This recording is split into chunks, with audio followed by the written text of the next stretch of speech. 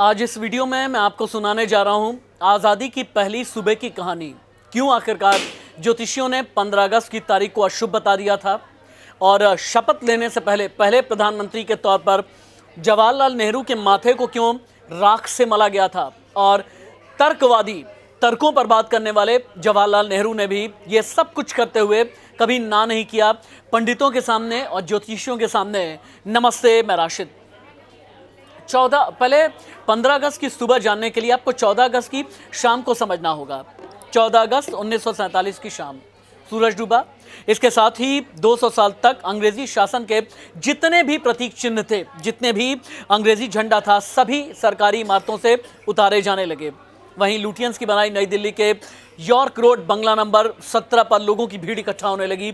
York road बंगला number 17 Delhi का उस जमाने में जवाहरलाल नेहरू का घर हुआ करता था, जो कुछ ही घंटों के बाद में आज़ाद हिंदुस्तान के पहले प्रधानमंत्री बनने वाले थे।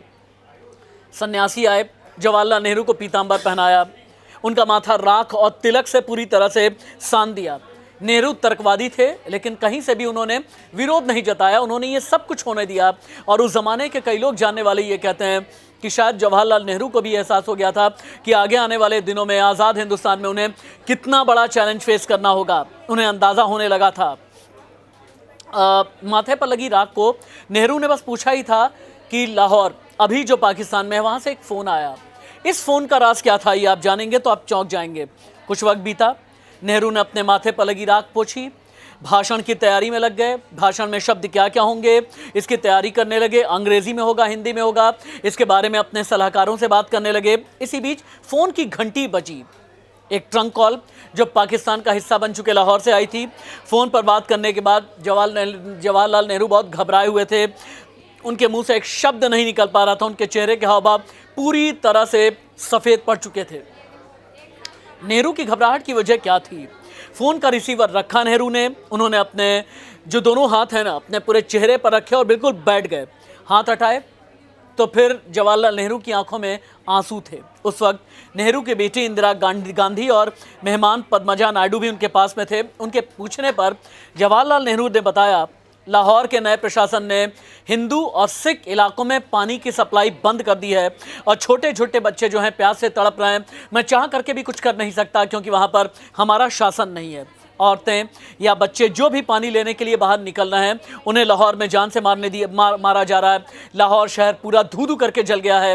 ये जवाहरलाल नेहरू के बोल थे। नेहरू बोले, जब पूरी दुनिया सो रही होगी, भारत उस वक्त में आज़ादी की सांस ले रहा होगा, लेकिन अभी मेरी आंखों में आंसू है क्योंकि लाहौर में जो हैं वो भी तो हमारे भाई हैं, हमारी बहन हैं, हमारी बेटियां हैं।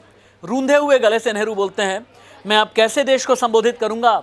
क्या बोलूंगा अपने भारत से कि पार्टीशन हो गया, या पार्टीशन हो जाने के बाद में लाहौर में हमारे अपने जो हैं वो इस तरह से तड़प रहे हैं, तरस रहे हैं। जो सिख हैं और जो हिंदू हैं उन पर जुल्म किया जा रहा है। अपने पिता को ऐसे परेशान देख करके इंदिरा गांधी उठी। इंदिरा ने काफ़ी देर तक दिलासा दिया। नेहरू ने खुद को संभाला और ठीक 11:55 पर नेहरू संसद भवन के सेंट्रल हॉल पर पहुंचे।